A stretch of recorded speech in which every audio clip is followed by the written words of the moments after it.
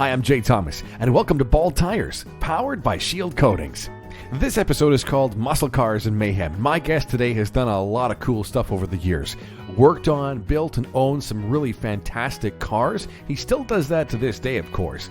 And he's even done a little bit of racing here and there, although, more sort of backyard type stuff. We'll get into that in a little bit too. Lots of fun. And yeah, I guess he's the president of the Draggins Rod and Custom Car Club. That's pretty cool. Shane Arthurs joins me today to talk about some cool car stuff and some great car stories. Lots of laughs coming your way. Thanks for listening to Bald Tires, because when you make great memories, you make bald tires. You scrimped and saved, checked the couch cushions, and filled the swear jar. And finally, it's in your garage. After all those years, that car you've been dreaming of has arrived. Protect your hard work and investment with a visit to Shield Coatings. They can make sure your baby always looks as good as it does right now. Don't let road salt wreck your ride.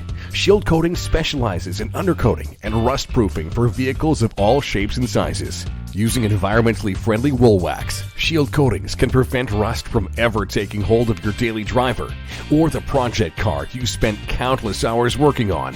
Looking to make sure that classic stays classy looking?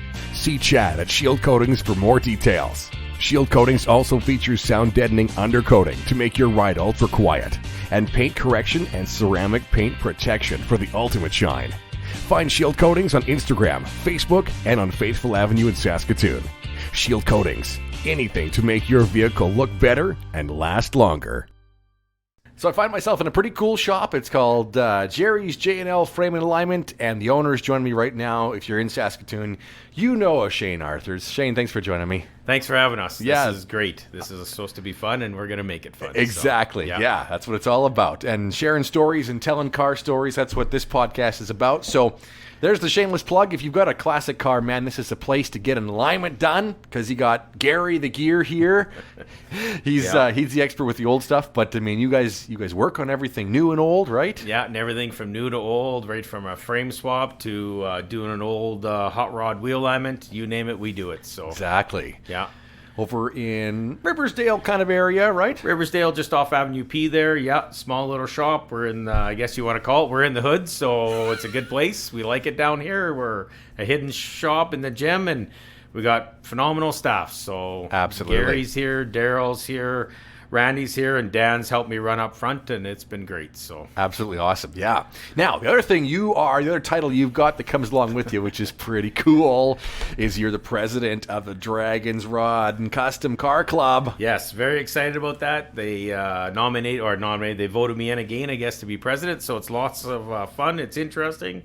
A different hat to wear every day, every couple days. You do your Monday meeting, and then we're getting ready for our car show, which we're going straight forward ahead. Yeah, that's, I'm so excited. It's been 2 years. We're at the 60th anniversary this year. This is one of the big ones. That's right. But really, we've been waiting 2 years to get to it. 2 years to get in, and with COVID here, we're going to do our best to put it on and keep everybody safe, and come on down and check things out. You won't be disappointed. The big news is that we've got registration open right now. Yes, registration's going on right now. I've heard a couple guys have registered already, and then I can't believe the new iron in town. I've never seen so many new rides, and homegrown stuff that people have done in their garages. I think we're going to have a lot of cars that people have never seen before. Well, the thing is, everybody's had 2 years of boredom, so what are they going to do? Well, I think a lot of guys, after sort of 3 months of when the pandemic hit, there was like, well, shit, what am I going to do? Guess we're building a car. We're building a car. They did the house renovations. They made their wife happy. Now they're in the garage. What can I buy? What can I look at? I've never seen, whether you're buying one or you're building one, you're still going to tinker on it no matter what. So, Yep. And you're going to put your own touches to it to make it feel like you want it. And this summer's car shows were unbelievable. They were. So we're going to kick things off in a good way with the Draggins. That's right. Easter weekend.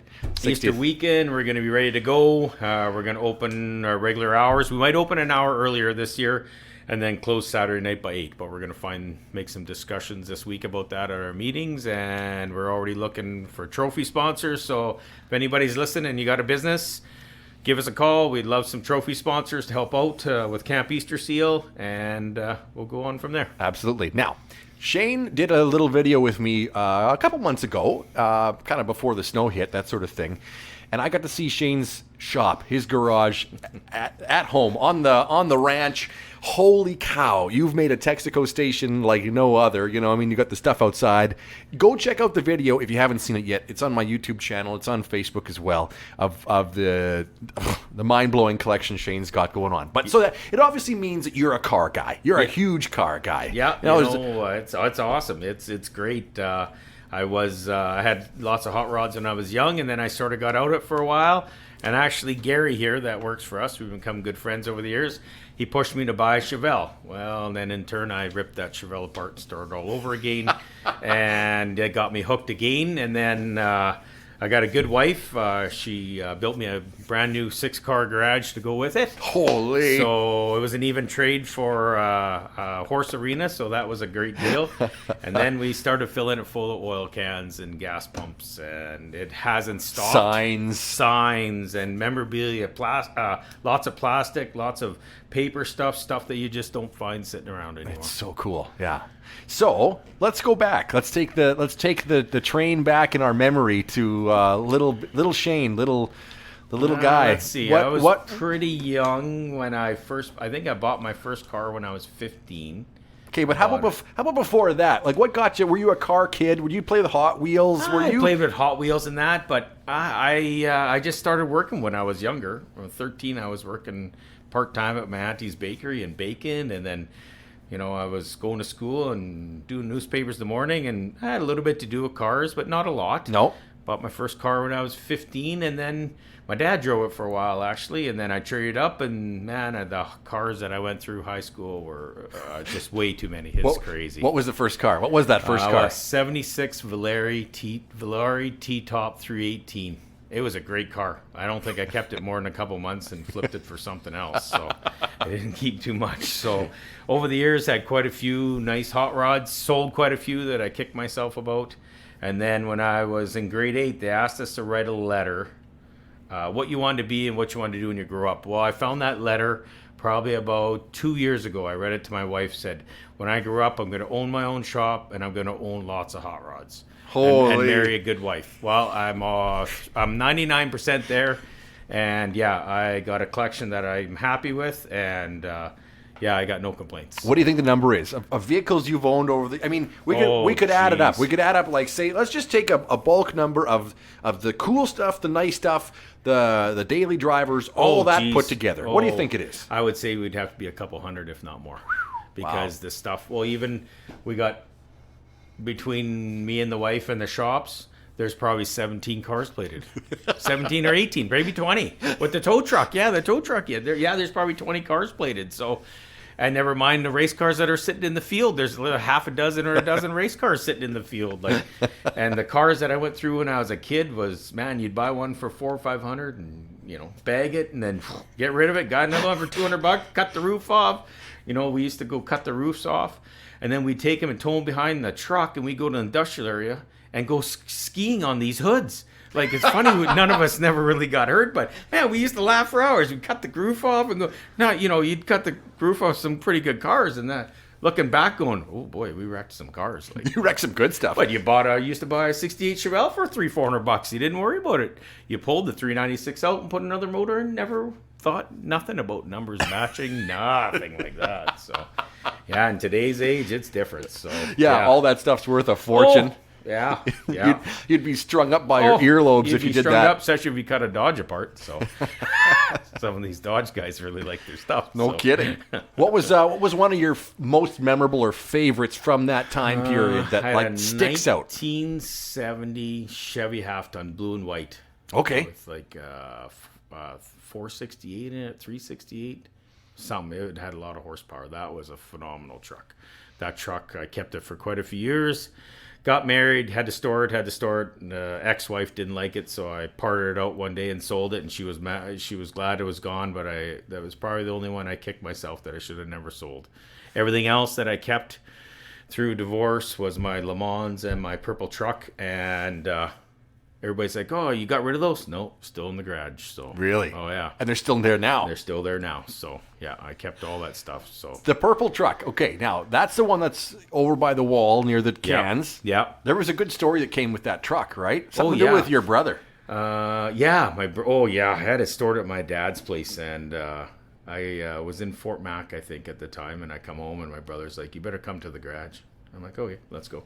He's standing on the other side of the truck, big garage doors open. I'm like, what the hell is he doing? So then I'm like, "Okay, I got to show you something." He pulls the car cover off, and he had dropped the lawnmower from the top of the ceiling and hit the truck and dented it. I never seen a young kid run so fast in my life, nor did I. I couldn't catch him, but if I would have, it wouldn't have been really good for him. So to this day, one day I'll return the favor when he has a nice car, and I'm just going to accidentally run into it and say, "Oh, hey man, we're even now."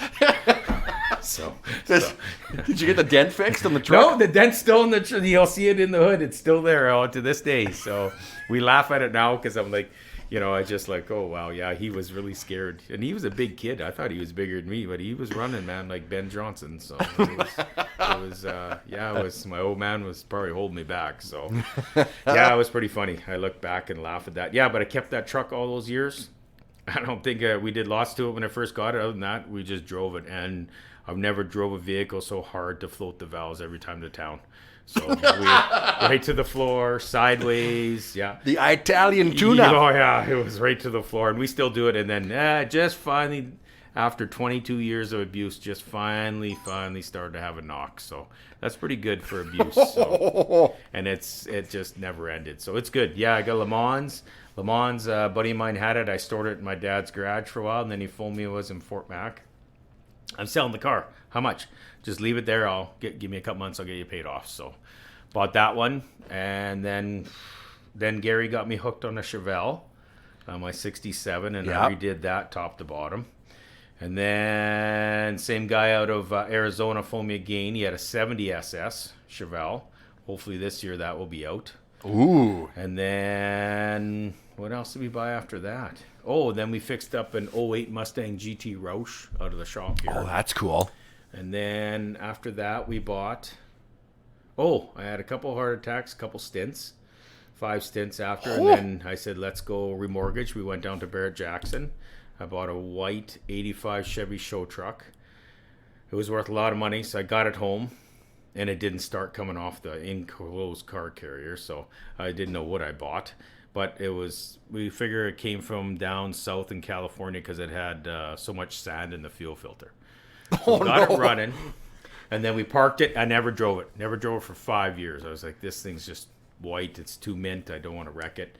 So then we decided to put an LS swap in it. Aha. And now that turned out phenomenal. You've been driving it, though. I did. I got six or seven trips to town, fuel injection. It looks really cool underneath the hood. It looks like it's $1 million. So now I'm happy to drive it. If you want to see more of that truck, by the way, you can go into that video that I told you about with Shane's shop, because it's in there. It's in there. You can't miss it. We kind of looked at that as well. What was it like being in? I've got things I do with some other clients of mine, and they're going to Barrett Jackson this year. What was it like buying a car there? That was pretty cool, because my cousin said, "We're going to Barrett Jackson, you need to come." And I'm thinking, wow, this is an opportunity. So when we got there, he says, "Where are you going?" "We're going down to the bidding ring." "We're not buying anything." "Yeah, we are. I got a bank letter." And so we went down, I signed the papers there, showed them a bank letter, and they took a picture, and my ID in the background is actually my cousin, his wife, and my wife in the background in the picture. You can see them in the back. So it was really funny that they were in there, but I gave him our passes. He's like, "Really? We get to go down?" I'm like, "We're going down to check out everything." I had a list of 17 cars and trucks to check out. Yeah. And we went through them. Some of them were a little off to the sketchy side. I wouldn't have bought them. Really? Yeah, Really? You couldn't catch me. There was probably quite a few I just walked away from. So then I found this truck, and I'm like, wow, it looks pretty cool. So we started bidding, and that was great. It was bidding, and I kept sticking my hand up, and the guy says, "Well, you can't bid against yourself. It's yours. It's sold. You're the last." "Oh, okay, it's us." So I was so excited. I got it for such a good deal, I thought. I was like... And then I knew there was one more coming on the block. It was a 70 blue or red and white Chevy or GMC Cheyenne, done right to the nines. So I was like, I got to run. Where are you going? I ran upstairs, used the phone, tried to phone the bank to get more money. I said, I found another truck. You just got to lend me the money over the phone. Just tell me we're good. I just got to tell them. Well, no, you bought one. You only need one, Shane. No, we need two. So it's probably a good thing because that truck sold for $55,000. So it was probably a good thing I didn't ask for the money because that would have been really in trouble. So, but yeah, it was a really good experience. Were you bidding against other people right there in the? How about like were you on TV when this was happening? No, it was Friday sale, and it was just before the TV crews come there. Okay. So you bid. There's a couple guys bidding, and the guy behind us, he was the owner of the truck, and I was like, and he's bidding, and after I'm like, oh man, we got a good deal. He's yeah, you got a good deal, all right. He said, if that truck would have went tomorrow, you would have paid it another 20 or 25 for that thing more. And I'm like, yeah, I know I would have. So he's like, you got a good deal. So it was pretty cool. They went down to TFX Transport, right inside Barrett Jackson. Gave them all my information, everything, and signed the papers over to them. They took possession of the truck. They looked after going through all the customs, and they delivered it right to the house. They paid all the duties, everything, right to my house.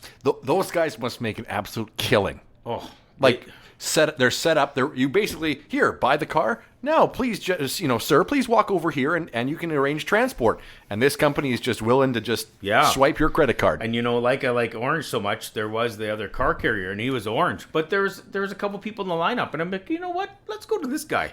So I went in and treated us like gold, and the guy took off his shoes to get in the truck.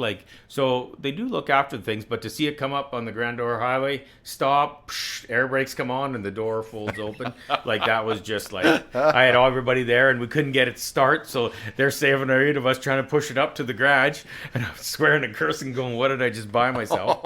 But it turned out to be really good. The Barrett Jackson experience was great. If you have a chance to go, make sure you go, and make sure you go down and look what you're going to buy and crawl underneath it. I did. I crawled underneath quite a few and looked, and changed your mind after Changed my mind on a couple, but there's some neat stuff to do with it, and you got to go through everything, and you got to go look at all. I think there was 800 cars for sale. Wow. And you got to go look was unbelievable. And of course, all the rich people were sitting up in the taller stands, and they were bidding against each other. And there were some high dollar cars that went that weekend. Well, then you know that the real executives are the ones that don't even bother to show up. They hire somebody there. Yeah, exactly. And they're on the phone or they're on their laptop typing away and buying. So yeah, that was good. The Barrett Jackson truck, we really enjoy it. We have fun with that. And then we bought a 39 Chevy last year off one of the Draggins members' brothers. So that's cool. We're going to hopefully have that on the road this year yet. And just got to get some time. It's a busy, and here the shop's busy. The Draggins is busy. So I wear a couple different hats. You got to remember which hat you're wearing for the day, and you're good to go. You're good to go. That's funny. All right, it's time for the Shield Coatings question today. I want to tell me about a story when maybe you put a dent into Dad's car. Something like that. One of those little first fender benders. No, but we had a gas station at 20th and H when we were young. My dad got it when we were real young. So I had Dad's 79 Ford short box out. I had just finished new heads and everything on it. And, of course, I left it running at the gas station. Went in for pop with all my buddies and come out. The truck was gone. Oh, shit. Well, good thing another buddy was following us. We hopped in his car and started going up and down the alphabets, and holy cow, we found the truck. No. And I was leaping in the back of the truck to go, because they were taking off, and there comes the cops around the corner with the sirens and everything. So at least I got it back. They even put some gas in it, which was nice. So, but it took me a while to tell my dad that story. So I bet you did. I didn't really tell him until I got home. Did anything get touch damage? No, nothing. They put gas in the truck. It was great. Didn't even wreck anything. So I was like, whew, I got away with that one. So that was. I'll never forget. I'm like, how am I going to explain that? I can't believe I left the truck running out on 20th Street. Yeah. At the gas station, thinking, who's going to touch it? Who would dare? Who would dare? Yeah, well, somebody did, right? I mean, here we go. I'll never forget that. Yeah. Yeah, exactly. So, I haven't had a moment like that, but I did put a ding in the car, and Dad was even in it with me. Oh no! But thank God we backed into a pole, but it hit the hitch. So it made this crazy loud noise. I got super lucky. It just, happened to hit that. I could see your dad's face going. Oh my God. We don't even want to get out and look. Just pull ahead. Hardly could. Yeah. Hardly could. Oh no, how am I going to explain this? Yeah. What'd you take for your road test?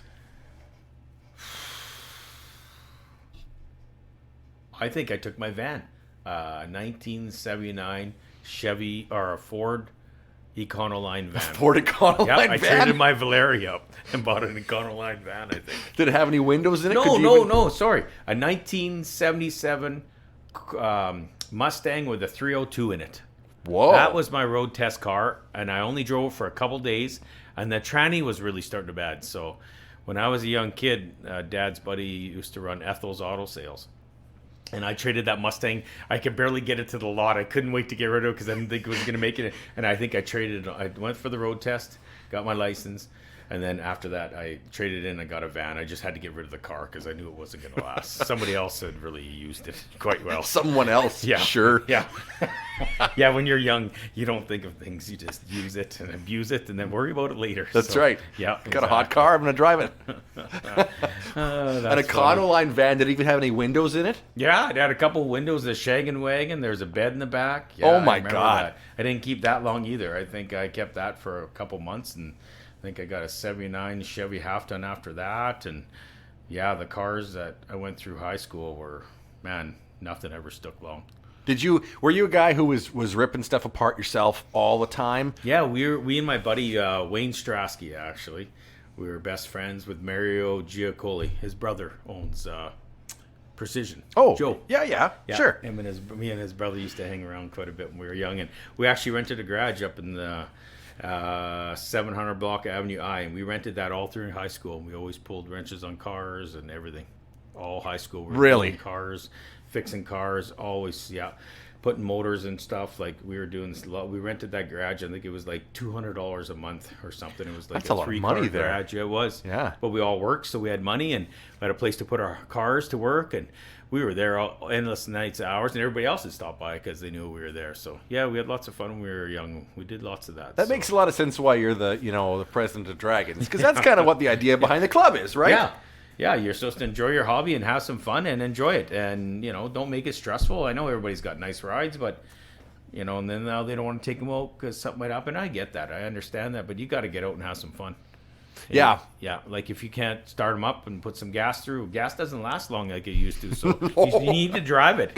So so like the old guy said, there's an old guy from Connecticut come in now from the States, came for the car show in the summertime, and he said there's two ways to look at it. One, I build it and I let it sit for 10 years because I don't drive it, and I got to redo it because it's starting to rot. Yeah. Or the other way is, for 10 years I bagged the living out of it.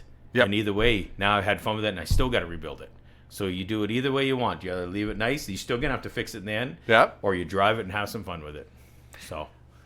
And you obviously have kind of done a little bit of both, right? Because you had that truck sit for 5 years, and we're waiting, right? We're waiting and not sure what I should do with it, and should I drive it? And I didn't want to drive it, and was too scared to drive. And I was like, hey, we're just putting an LS swap it. So it never seen... It did the... I got it here, and then I put it in the car show twice. And it never, I don't think we started up. I think we only winched it up on the tow truck and winched it back down. And then it made it, I don't even know if I drove it into the other side. Maybe I did. I don't even remember. And then I said, Kate, we're just putting an LS swap in it. Let's just do it. I love using my old car as a car. And what I mean is, there's still things I'm not going to do with it. Like, I'm not going to go just take it into the big box store parking lot and park it real tight next to some other asshole who's going to dent the door up. So there's certain places I'm not going to park it. But I like driving it. And I think I'm proud of the fact that it still does what it does, actually, 50 years later. Exactly. Which is cool. Yes. And you know what? All this shit worked pretty well when it was brand new. I mean, it's not new anymore, but the whole thing functioned.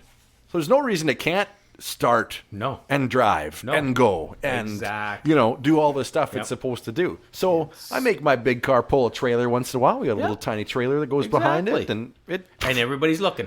Oh God, are they ever? Everybody's looking when you're driving. Man. So I tell everybody, if it doesn't matter what you drive, what it is. If you're smiling behind the wheel driving it, that is all that counts. Totally. Because it's you behind that wheel. It's not somebody else.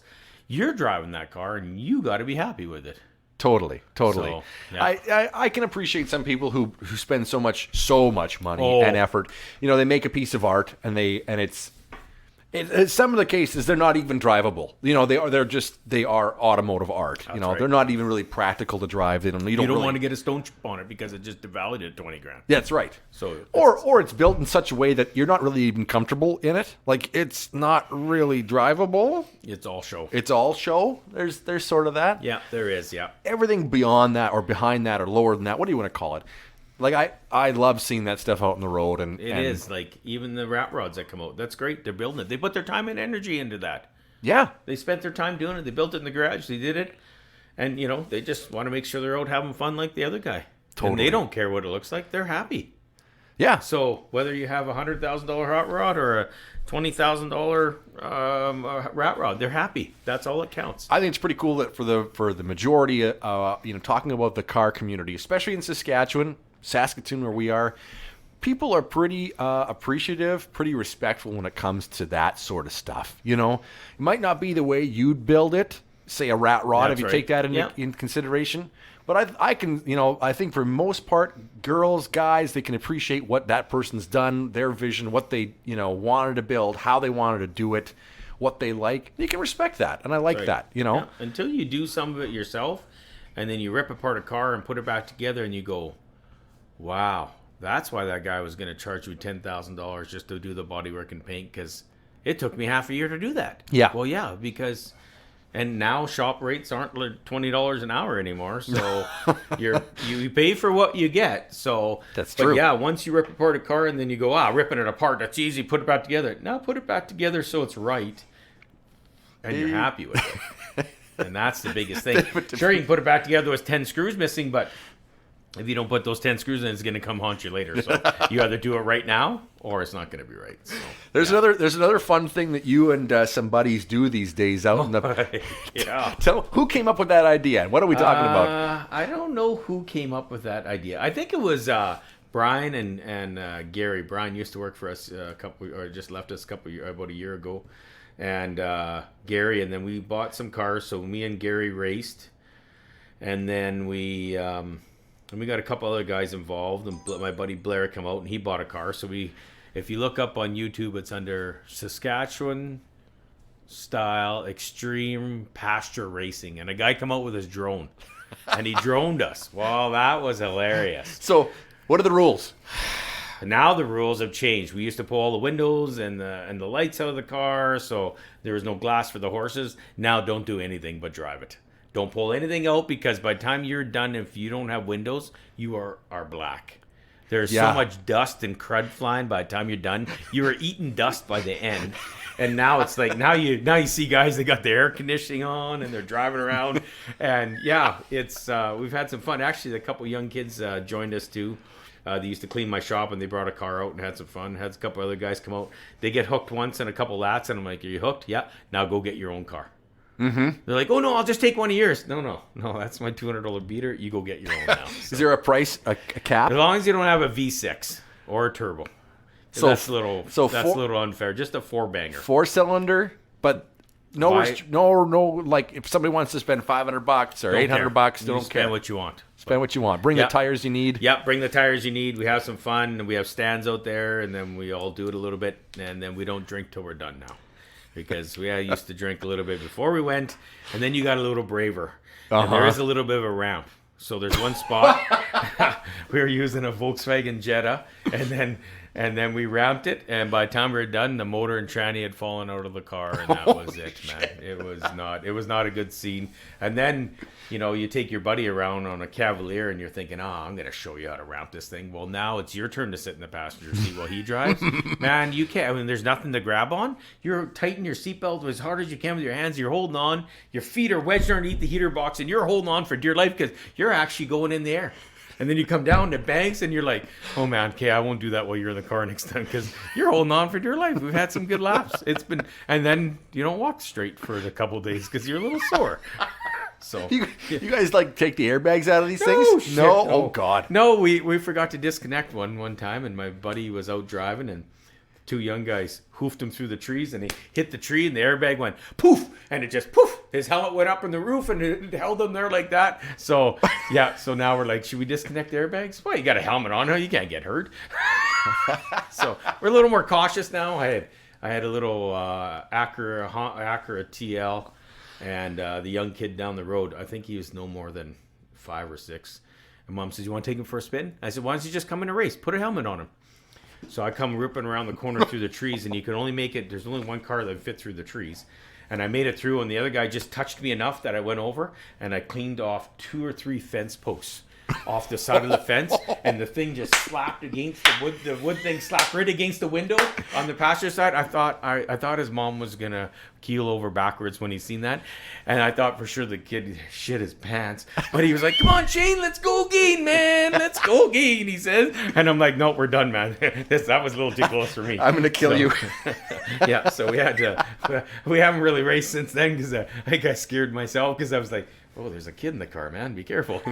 So, but I'm amazed the glass didn't break or anything. So, yeah, we have some good laughs, and some people watch because the dump's right behind us. So people pull over and they're looking and they're watching and like, what are they doing? And all you see is a cloud of dust as all the cars come ripping around the corners. And you take that corner, probably doing 40 or 50 kilometers an hour as fast as you can.